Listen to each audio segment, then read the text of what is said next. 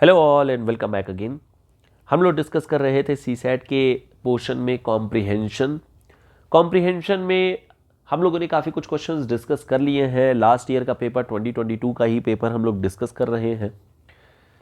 इसमें कई पार्ट हम लोगों ने जो डिस्कशन किए हैं उस दौरान में देखा, एक क्वेश्चन तो आपका आ रहा था जो सिंपल था, जहाँ पर आपसे समरी पूछी जा रही थी, या फिर कुछ ना कुछ क्वेश्चन ऐसे फॉर्म किए जा रहे थे जो आपको कॉम्प्रिहेंशन की डिटेल से पता लग जा रहा था। ये क्वेश्चन काफ़ी आसान होते हैं। दूसरा एक पार्ट जो हमारा देखने को मिला वो है जहाँ पर आपको अजम्पशंस बनाने पड़ रहे थे, और जो अजम्पशन वाला पार्ट था ये थोड़ा सा टफ इसलिए माना जाता है क्योंकि कहीं ना कहीं ये जो अजम्पशन वाला पार्ट है ये अपना थोड़ा सा फिलोसफिकल हो जाता है, और फिलोसफिकल होने के कारण से रिलेटिवली यहाँ पर चीज़ें टफ हो जाती हैं। खैर, फिर भी इसकी आप प्रैक्टिस कर सकते हैं। प्रैक्टिस करके ये अल्टीमेटली आप चीज़ों को और बेटर अंडरस्टैंड कर सकते हैं, कॉन्फिडेंस जनरेट हो जाएगा, और जब कॉन्फिडेंस जनरेट हो जाएगा तो फिर आंसर लाने में कोई ज़्यादा दिक्कत नहीं आती है। इसी सीरीज़ में ज़रा आगे बढ़ते हैं और हम लोग कुछ और भी जो क्वेश्चंस बचे हुए हैं उसको क्विकली ख़त्म करते हैं, और फिर आगे हम लोग मैथमेटिकल पोर्शन और दूसरे जो रीजनिंग टाइप्स हैं उसको डिस्कस कर लिया करेंगे। यहाँ पर हम लोग जो कॉम्प्रिहेंशन डिस्कस कर रहे हैं उसमें हम लोगों ने 3 स्टेप देखे थे। एक स्टेप हमारा देखा गया था जिसमें हम लोग पहले बोल रहे थे कि क्वेश्चन को रीड करिए, और क्वेश्चन को रीड करने के बाद में उसके पहले कीवर्ड्स को फाइंड आउट कर लीजिए कि क्या क्या कीवर्ड्स हैं। दूसरा हम लोगों ने बात किया कि कीवर्ड्स फाइंड आउट करने के बाद में आप कॉम्प्रिहेंशन पढ़िए, और कॉम्प्रिहेंशन में सीधे कीवर्ड्स को फाइंड आउट करना शुरू करिए कि कौन कौन से कीवर्ड यहाँ पर दिए गए हैं। तीसरा पार्ट फिर हम लोगों ने देखा, तीसरे पार्ट में हम लोगों ने देखा कि इसी कीवर्ड के बाद फिर अल्टीमेटली क्वेश्चन पर आइए, और क्वेश्चन पर फिर आंसर फाइंड आउट करना शुरू कर दीजिए कि क्या क्या आंसर यहाँ पर बन पा रहे हैं। अब जरा क्वेश्चन को जरा डिस्कस ही करना फटाफट शुरू करते हैं बिना टाइम वेस्ट किए हुए। सो हम लोगों ने क्वेश्चन आई गेस 44-45 तक डिस्कस कर लिया था। यस, 44 नंबर क्वेश्चन तक हम लोगों ने डिस्कस कर लिया है। अब जरा आते हैं इस वाले क्वेश्चन की ओर में। इस वाले क्वेश्चन में जरा देखिए, इस वाले क्वेश्चन में जरा देखिए, अभी एक्चुअली क्लास ही बन रही थी जिसमें okay. So which of the following statement best reflect the underlying tone of the passage. अब ये जो टोन ऑफ द पैसेज है इसका मतलब होता है कि इसका कंटेक्स्ट क्या दिया गया है, what is the context of the question, या फिर जो पैसेज दिया गया उसका कंटेक्स्ट एक्चुअल में क्या चीज़ है। तो कंटेक्स्ट के बारे में बेसिकली यहाँ पर बताना है। तो एक बार जरा फटाफट वापस से अपने क्वेश्चन को रीड करिए कि क्वेश्चन में क्या बोला जा रहा है। क्वेश्चन है, in an economic organisation allowing mankind to benefit by the productivity of the machine should lead to a very good life of leisure. अब देखिए, मशीन की प्रोडक्टिविटी अल्टीमेटली एक गुड लाइफ ऑफ लीजर मतलब थोड़ी आरामदेह जिंदगी को एक मतलब लीड करती है, आरामदेह जिंदगी को देती है। And much leisure is apt to be tedious except to those who are intelligent, who have intelligent activities and interest. कहीं ना कहीं अगर चीज़ें आसान हो जाती हैं तो हमारे जीवन में टेडियसनेस आ जाती है। टेडियसनेस मतलब कि जीवन को और एक मुश्किल बना देती है। लेकिन वही अगर हम इसका इंटेलिजेंट एक्टिविटीज़ में काम लें, इंटरेस्ट पे काम लें तो ज़्यादा अच्छा हो जाता है। If a leisured population is to be happy it must be educated. कहीं ना कहीं ये चीज़ बताने की कोशिश की जा रही है कि जो एजुकेटेड पीपल होते हैं उनके जो एक्टिविटीज़ होती हैं उन एक्टिविटीज़ से जो मशीन का इस्तेमाल निकाला जाता है कहीं ना कहीं वो ज़्यादा बेहतर होता है, और इस तरीके से लीजर्ड पॉपुलेशन जो है वो खुश भी रहती है। And must be educated with the view to enjoyment as well as to direct usefulness of the technical knowledge. और इस तरीके से ये जो टेक्निकल नॉलेज या जो मशीन का इस्तेमाल मेन करना है वो एजुकेटेड लोग ज़्यादा बेहतर तरीके से कर पाते हैं। तो ये अल्टीमेटली यहाँ पर जो क्वेश्चन मतलब देखेंगे पैसेज, उस पैसेज में एक तो ये बात समझ में आ रही है, एक बात ये समझ में आ रही है कि अगर मशीन्स का इस्तेमाल करना है, मशीन्स का सही इस्तेमाल करना है तो फिर एजुकेटेड होना ज़्यादा सही होगा, क्योंकि तभी आप मशीन का इफेक्टिव इस्तेमाल कर पाएंगे। दूसरा यहाँ पर एक कंक्लूजन आप ये बोल सकते हैं कि जो एजुकेटेड लोग होते हैं या स्किल्ड लोग होते हैं वही मशीन का सही तरीके से इस्तेमाल कर पाते हैं, तो हमें उन्हीं लोगों पर ज़्यादा फोकस करना चाहिए। या तीसरी चीज़ बोल सकते हैं कि लीजर्ड लाइफ के लिए, एक बेहतर और लीजर्ड लाइफ के लिए it is very important for us to understand the basic philosophy of machine. और जो बेसिक फिलॉसफी ऑफ मशीन है वो है एजुकेशन या फिर स्किल। तो यही दो तीन आप कंटेक्स्ट यहाँ पर सोच सकते हैं कि ये सब कंटेक्स्ट यहाँ पर बन पा रहे हैं। अब जरा यहाँ पर देखना शुरू करिए क्या बोला जा रहा है।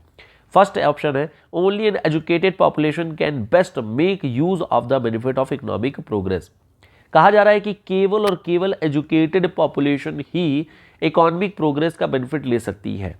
अब देखिए ये स्टेटमेंट गलत हो गया। गलत इसलिए हो गया क्योंकि इसकी जगह पर अगर लिखा होता मशीन प्रोग्रेस या मैकेनिक प्रोग्रेस, तब समझ में आता है कि हाँ ठीक है, चीज़ें तब सही हो सकती हैं। लेकिन इकोनॉमिक बेनिफिट केवल एजुकेटेड सही नहीं बैठ रहा है।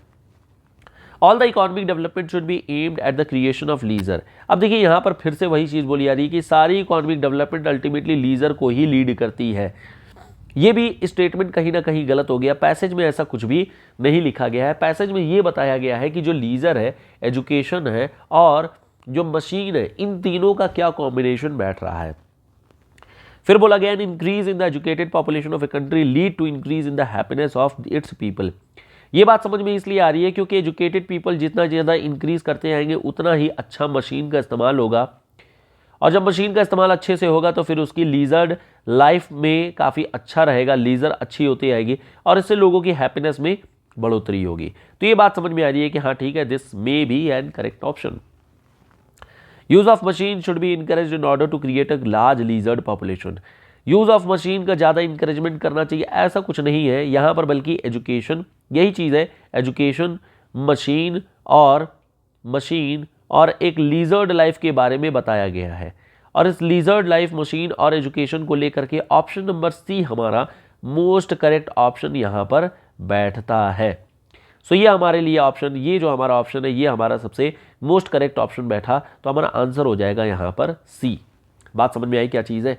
तो अगेन यहाँ पर भी आपको आंसर में यही देखना है, जो पैसेज में दी गई चीज़ें हैं उसको इंफॉर्मेशन को ड्रॉ करके फाइनली क्या यहाँ पर बेस्ट पॉसिबल आंसर आ रहा है। आगे बढ़ते हैं नेक्स्ट क्वेश्चन की ओर में। नेक्स्ट पैसेज हमारा इतना बड़ा है और यहाँ पर दो क्वेश्चन आई गेस दिए गए हैं, 52 एंड 53। यस, तो दो क्वेश्चन को जरा फटाफट रीड कर लीजिए क्या बोला जा रहा है। With reference to the passage which one of the following statement is correct. यहाँ पर बोला जा रहा है कौन सा करेक्ट है कौन सा इनकरेक्ट है इसके बारे में। ऑप्शन बोला जा रहा है it is not possible for adult to feel thrilled by present. अच्छा, कुछ एडल्ट के बारे में है और थ्रिल्ड वाले में है और प्रेजेंट को लेकर के है। There can be more than one reason why adult feel less thrilled by present. मतलब बेसिकली यहाँ पर एडल्ट, थ्रिल और प्रेजेंट को लेकर के ही क्वेश्चन है, ये हमारा कंटेक्स्ट यहाँ पर बैठ रहा है। और दूसरा है the author of the passage is against. Author, इस पैसेज के ऑथर किसके अगेंस्ट में है, किसके खिलाफ में है, ये एक बात यहाँ पर पूछी जा रही है। तो ये पार्ट आपका कुछ फिलोसॉफिकल पार्ट बैठ रहा है, कुछ यहाँ पर फिलोसॉफिकल पार्ट है कि आखिर में ये जो पैसेज के जो राइटर है बेसिकली वो किस चीज़, इनका जो दर्शन है, इनकी जो फिलॉसफी है वो किसके खिलाफ जा रही है। तो अब जरा वापस से पैसेज जरा रीड करिए। पैसेज में क्या बोला जा रहा है। पैसेज में बोला जा रहा है कि if presents bring less thrill now that we can grown up, perhaps it is because we have too much already, और perhaps it is because we have lost the fulfilness of the joy of giving and with it the fulfilness of the joy of receiving. थोड़ा सा tedious है, सुनिए। ये बोला जा रहा है कि if present bring less thrill, आज अगर आपका कम थ्रिलिंग हो रहा है, आज अगर आपको कम थ्रिल दे रहा है, that we are grown up, आज जो अगेन जिस सोसाइटी में, जिस समाज में, जिस समय में हम लोग जी रहे हैं, जिस समय में हम लोग ग्रोन अप कर रहे हैं, बढ़ रहे हैं, perhaps it is because we have too much already, और perhaps it is because we have lost the fulfilness of joy of giving. कहीं ना कहीं जो हम लोग दूसरों को देने से जो खुशी मिलती थी वो कहीं ना कहीं इसकी ख़त्म होते आ रही है, इसीलिए जो प्रेजेंट है उतना थ्रिलिंग रह नहीं गया है।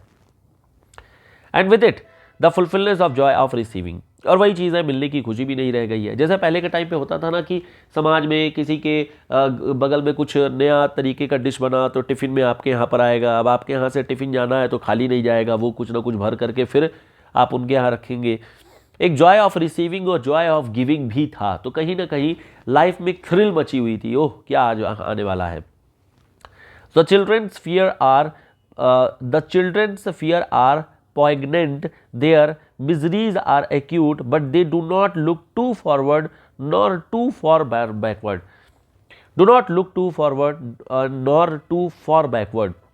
Their joys are clear and complete because they have not yet learned always to add but to every proposition. Perhaps we are too cautious, too anxious, too skeptical, and perhaps some of took our care would shrink if we bought less about them and entered with more single-minded enjoyment into the happiness that come our way. लिखने को देखिए बहुत सारी बड़ी बड़ी बातें लिख दी गई हैं, थोड़ी फिलोसफिकल ज़्यादा हैं। तो नॉर्मली क्या होता है कि ऐसे पैसेज अगर आप अपने लास्ट टाइम पे पढ़ेंगे, अगर मान लेते हैं आपका टाइम ख़त्म हो गया है और लास्ट टाइम पर इस तरीके के पैसेज को पढ़ेंगे, आपको समझ में कम आएगा। अगर समय ज़्यादा है तो भी आपको समझ रिलेटिवली कम आएगा। तो नॉर्मली जो फिलोसफिकल पार्ट होते हैं, फिलोसफिकल पार्ट को आप चाहे तो स्किप करना चाहे तो कर सकते हैं। अगर आपको टाइम परमिट नहीं कर रहा है then you can skip these kind of questions. कहीं ना कहीं ये जब क्वेश्चंस होते हैं ये थोड़े से उलझाने वाले होते हैं ज़्यादा, लेकिन खैर थोड़ा सा पीस ऑफ माइंड के साथ अगर आप पढ़ेंगे तो आसानी से आंसर को निकाल भी सकते हैं। जरा देखिएगा आप क्वेश्चन में बोला क्या गया है। इसमें बोला जा रहा है कि कौन सा स्टेटमेंट करेक्ट है। यहाँ पर बोला गया है it is not possible for adult to feel thrilled by present. ऐसा तो है नहीं कि पॉसिबल ही नहीं है, पॉसिबल तो है, बट आज की लिविंग कंडीशन कुछ इस तरीके की हो गई है कि वो अब रह नहीं गई है। But that does not mean it is not possible. ठीक है, there can be more than one reason why adult feel less thrilled by present. ये बात बिल्कुल सही है कि आज की डेट में बहुत सारे ऑप्शंस हो सकते हैं, बहुत सारे रीज़न हो सकते हैं जिसके कारण से आदमी थ्रिल नहीं फील कर पा रहा है। The author doesn't know why adult feel less thrilled by present. ऐसा नहीं है, इन्होंने बोला है joy of giving, joy of receiving, इन सब पॉइंट को लेकर के इन्होंने बता रखा है कि आखिर में बंदा क्यों नहीं थ्रिल कर पा रहा है। Adult have less capacity to feel the joy of loving और बीइंग लव्ड। अब देखिए एडल्ट की लेस कैपेसिटी है, ये गलत बात है। कैपेसिटी तो उसकी है, बट वो प्रेजेंट में चीज़ें जॉय ऑफ लविंग या जॉय ऑफ लव्ड ये हो नहीं पा रहा है। तो ये भी ऑप्शन यहाँ पर रॉन्ग हो गया है। तो यहाँ पर मोस्ट करेक्ट ऑप्शन जो आपका बन रहा है वो ऑप्शन नंबर बी ही बन रहा है। Is it clear? एक और पार्ट यहाँ पर है कि ऑथर यहाँ पर किस चीज़ के खिलाफ है। तो किस चीज़ के खिलाफ है जरा देखिएगा। पहला है warring to much about the past and future. अब हो सकता है ऐसा कुछ, ठीक है, चल सकती है कि पास्ट और फ्यूचर के बीच में क्या चीज़ें चल रही हैं। दूसरा है being in the habit of thinking about present, not being thrilled by new things and giving and receiving joy only partially. किसके खिलाफ है? चौथा पार्ट तो बिल्कुल खिलाफ है, ऐसा कुछ भी नहीं है, ये तो हटा दो। अब यहाँ पर हमारे पास ऑप्शन ए बी सी बन पा रहा है। फिर से एक बार जरा रीड करिए पैसेज को तो आपको ज़्यादा बेटर तरीके से समझ में आएगा। यहाँ पर आपको ध्यान रखना है कि ऑथर किस चीज़ के अगेंस्ट है, तो दिमाग में हमेशा बना के रखिएगा किस चीज़ के अगेंस्ट है, किस चीज़ के खिलाफ है। अब जरा वापस से रीड करना शुरू करिए। If present bring less thrill now that we are grown up, perhaps it is because we have too much already, और perhaps it is because we have lost the fulfilness of the joy of giving and with it the fulfilness of joy of receiving. तो शुरू में तो ये बताया जा रहा है कि कहीं ना कहीं शायद ये जो जॉय ऑफ गिविंग या जॉय ऑफ रिसीविंग का फंडा था वो कम होते जा रहा है, क्योंकि हम लोग बहुत ज़्यादा श्रिंक करते आ रहे हैं अपने सोसाइटी में, न्यूक्लिएटेड होते आ रहे हैं अपने सोसाइटी में।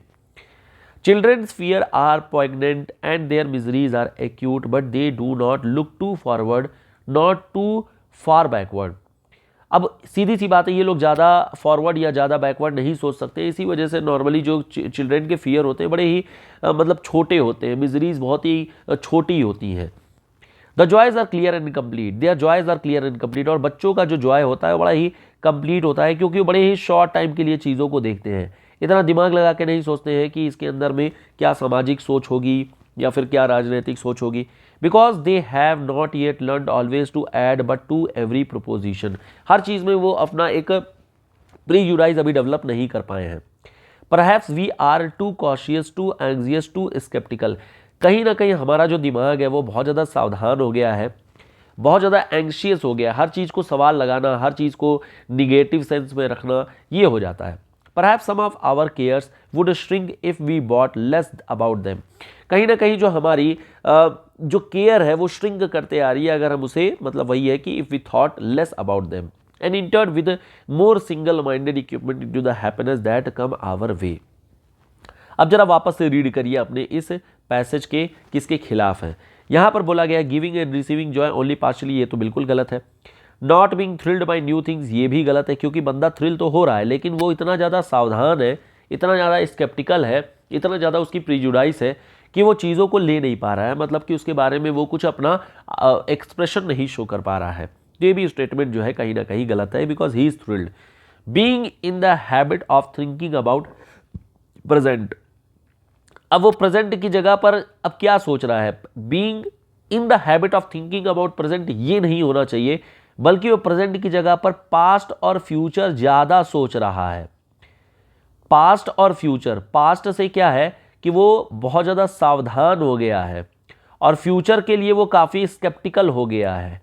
तो ये जो स्केप्टिकल और जो यहाँ पर एंग्शियस वाला केस था, या जो मतलब प्रीजुडाइज क्रिएट करने वाला पॉइंट है, वो चीज़ है। तो कहीं ना कहीं ऑप्शन नंबर ए इसी बात को शो कर रहा है, he is worrying too much about the past and future. और इसी के खिलाफ है हमारे ऑथर कि अगर आपको जॉय, आपको थ्रिल फील करना है, then you must not worry too much about the past and future. इसी के खिलाफ ये बेसिकली अपनी बातें कह रहे हैं। तो ये थोड़ा सा फिलोसफिकल पार्ट है, आप चाहे तो इस तरीके के क्वेश्चन को स्किप करना चाहे तो स्किप कर सकते हैं। 80 क्वेश्चन होते हैं, 80 क्वेश्चन में सारे क्वेश्चन आप कर भी नहीं पाएंगे, टाइम भी आपको परमिट नहीं करेगा, और दूसरा करना भी नहीं चाहिए। सीधी सी बात है, दिस इज़ क्वालिफाइंग नेचर का एग्ज़ाम है। तो आप मान के चलिए अगर आप 65 से 70 क्वेश्चन भी कर ले जा रहे हैं तो बहुत ज़्यादा है, और ये काफ़ी होगा आपको एग्ज़ाम से गेट थ्रू कराने के लिए। खैर, हम लोग आगे बढ़ते हैं नेक्स्ट क्वेश्चन की ओर में, जरा देखते हैं। नेक्स्ट हमारा पैसेज आता है, पैसेज ओके। सो यहाँ पर भी आपको 2 क्वेश्चन बोले जा रहे हैं एक पैसेज में। पैसेज है अगेन, स्टेप नंबर 1 क्या बोलता है, पहले क्वेश्चन को रीड करिए और क्वेश्चन को रीड करने के बाद में कीवर्ड को फाइंड आउट करिए कि आखिर में क्या क्या कीवर्ड यहाँ पर हैं। So which one of the following is implied by the passage, कि आखिर में इस पैसेज से क्या इम्प्लाई हो रही है, क्या निकल करके आ रहा है। अब यहाँ पर देखिए क्या जो ऑप्शन है वो क्या है। Most of the people do not accumulate money for their need, money की इंपॉर्टेंस को लेकर के, एक्यूमुलेशन को लेकर के हो रहा है। Most of the people never fail to accumulate money for their need, there are people who fail to accumulate money for their need, there is no need to accumulate money. मतलब accumulation of money के बारे में यहाँ पर बातें की जा रही है। This is accumulation of money, accumulation of money, ये हमारे पास में इस वाले क्वेश्चन का कंटेक्स्ट बना। दूसरा है what is the main idea of the passage, यानी कि मेन आइडिया, मेन कंटेक्स्ट क्या है इस पैसेज का, उसके बारे में यहाँ पर बताना है। चलिए करते हैं, पैसेज को रीड करिए। The majority of the people who fail to accumulate money sufficient for their need are generally easily influenced by the opinion of other। जो लोग भी सफिशिएंट मनी एक्यूमुलेट नहीं कर पा रहे हैं, फेल हो जा रहे हैं, वो नॉर्मली दूसरे की बातों में बहुत तेजी से आ जाते हैं। They permit the newspapers and the gossiping neighbours to do their thinking for them. वो अलाउ कर देते हैं, चलो ठीक है न्यूज़पेपर में क्या चीज़ें हैं, या फिर नेबर आपके बारे में क्या चीज़ें सोच रहा है। Opinions are the cheapest commodities on the earth, everyone has a flock of opinion ready to be wished upon by anyone who will accept them। if you are influenced by opinions when you reach a decision you will not succeed in any undertaking। अगर दुनिया की बातों से और तरह तरह के लोगों के विचारों से अगर आप प्रभावित हो जा रहे हैं तो कहीं ना कहीं आपके जीवन में दिक्कत आ जाएगी। इसीलिए कहा जाता है कि अपने दिमाग में आपका गोल, आपका जो आइडिया, आपका जो ओपिनियन है वो बड़ा ही क्लियर होना चाहिए। और यही आपकी भी फिलॉसफी, हर बंदे के अपने खुद के प्रिंसिपल्स होते हैं, अपने खुद के सिद्धांत होते हैं, जिसके बेसिस पर वो अपनी ज़िंदगी को चलाता है। खैर, यही वाली बात यहाँ पर भी बोली जा रही है। अब जरा पैसेज में देखिए क्या बोला जा रहा है। Most of the people do not accumulate money for their need, ऐसा तो है नहीं, लोग तो पैसा इकट्ठा करना चाहते ही हैं, बस कर नहीं पाते हैं। दूसरा क्या है, पहला ऑप्शन तो हो गया रॉन्ग। दूसरा है most of the people never fail to accumulate money for their need, ये भी गलत है कि यहाँ पर फेल तो हो ही रहा है। There are people who fail to accumulate money for their need, यहाँ पर ये सही है, एक ऐसा पोर्शन बोल रहा है जो कि बैलेंस्ड है कि there are people who fail to accumulate money for their need. There is no need to accumulate money, ये तो खैर गलत है। ये वाला ऑप्शन सबसे सेफ आंसर है और ये इनफैक्ट आपका पहला ही स्टेटमेंट में बोल भी दिया गया है कि मेजॉरिटी ऑफ द पीपल, कुछ लोग हैं जो अपने पैसे को नहीं सफिशिएंटली, मतलब कि अपने नीड के हिसाब से नहीं रख पाते हैं। ठीक है, सो ये हमारे पास में चीज़ें आ जाएंगी। ठीक है, पहला वाले ऑप्शन में क्या दिक्कत है, यहां पर तो majority of the people do not accumulate money for their need, ये एक्यूमुलेट कर रहे हैं बट वो सफिशियंट नहीं है। ये सफिशियंट वाला जो केस है ये यहां पर मिसिंग है, इस वजह से वाला आंसर मतलब कि वाला ऑप्शन गलत है। और यहां पर यही चीज लिखी गई है कि they fail to accumulate money for their need. पहला क्लियर हो गया ना।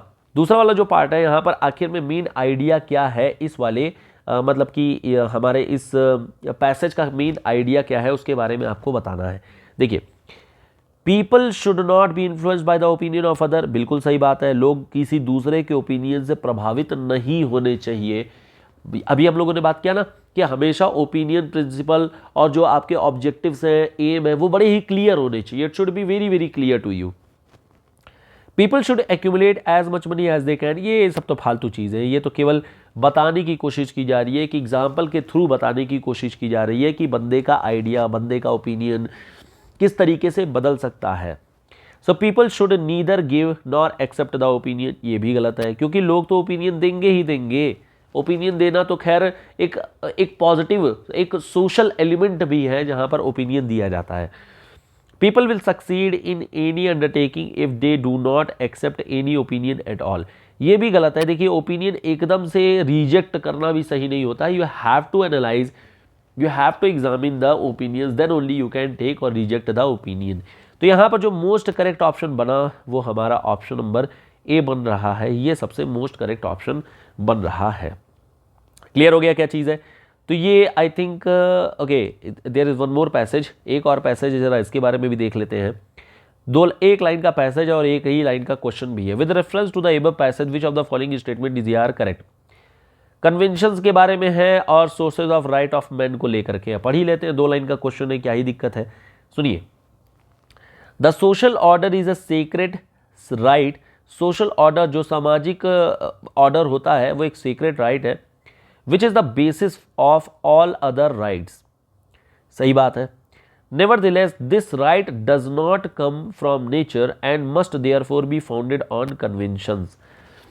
अब जैसे परंपरा एक चीज बोली जाती है, जो परंपरा होती है उसमें सोशल ऑर्डर के ही बारे में बताया गया है कि सोशल ऑर्डर क्या है।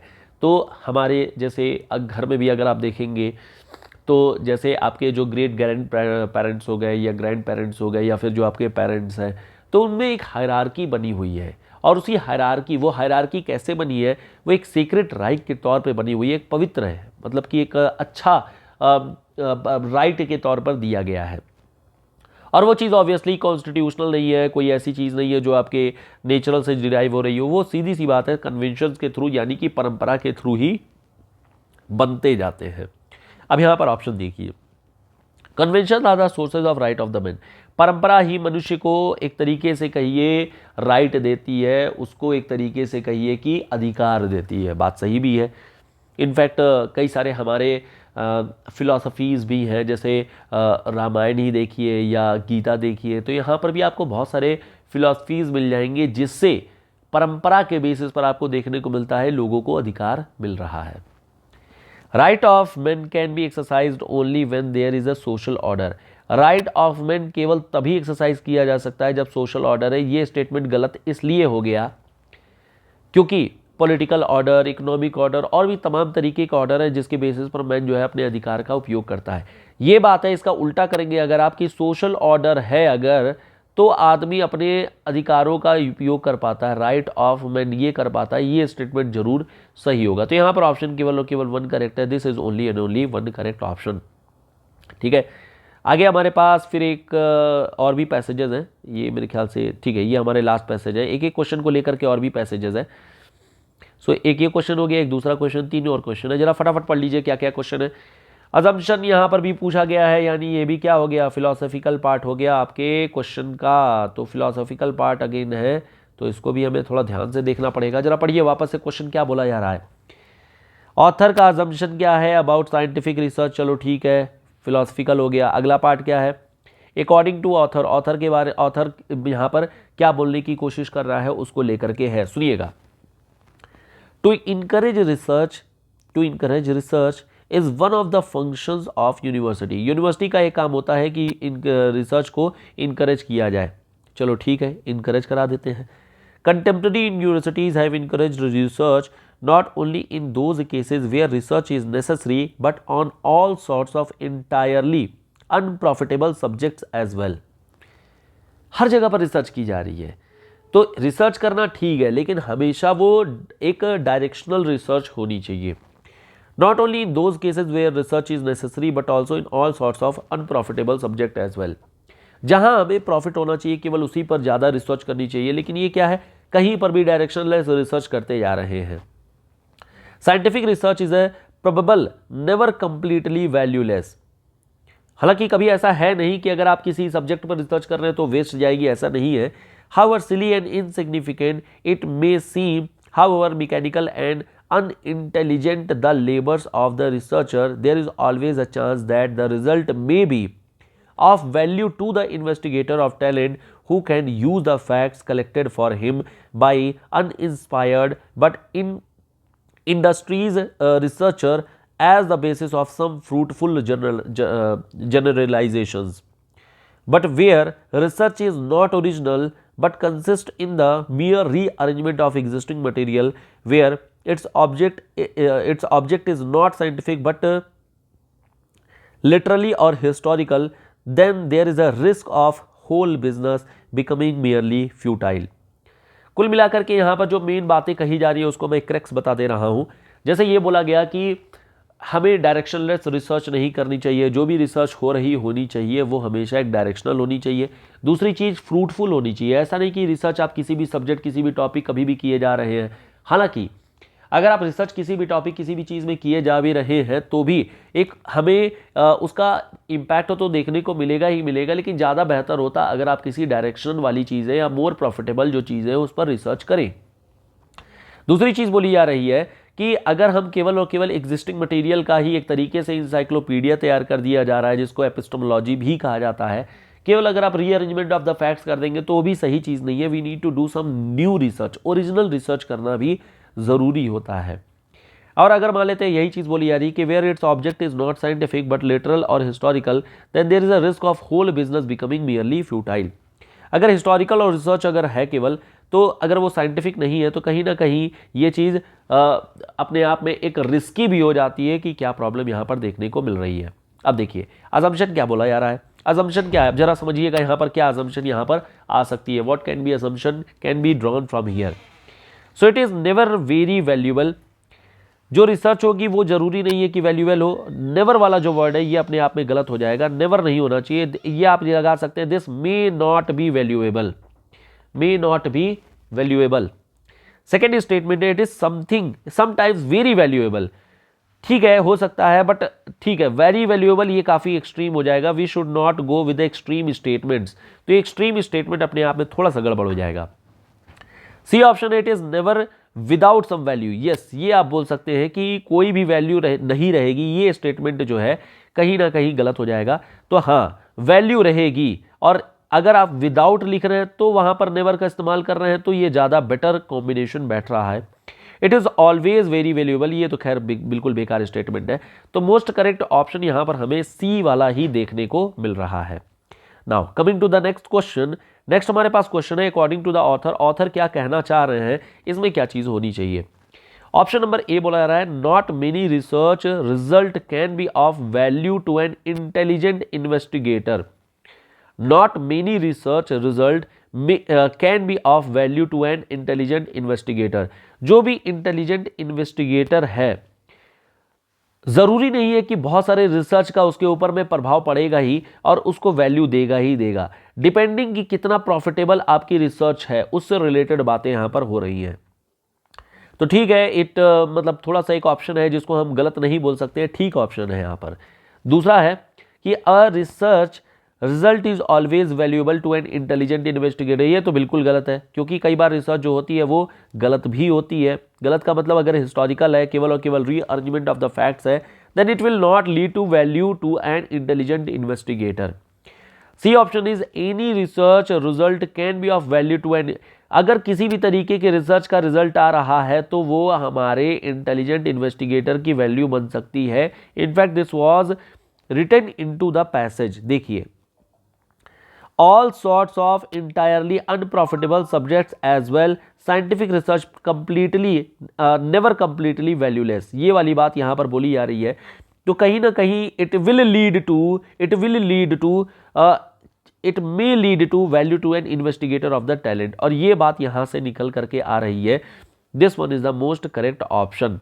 लास्ट वाला भी ऑप्शन देख लेते हैं, और research result must always be of some value to, ये जो मस्ट वाली बात है ये एक एक्सट्रीम वर्ड है, और एक्सट्रीम यहाँ पर अगर में लिखा होता तो ज़्यादा बेटर हो जाता, तो ज़्यादा यहाँ पर करेक्ट ऑप्शन बन जाता। बात समझ में आई क्या चीज़ है यहाँ पर?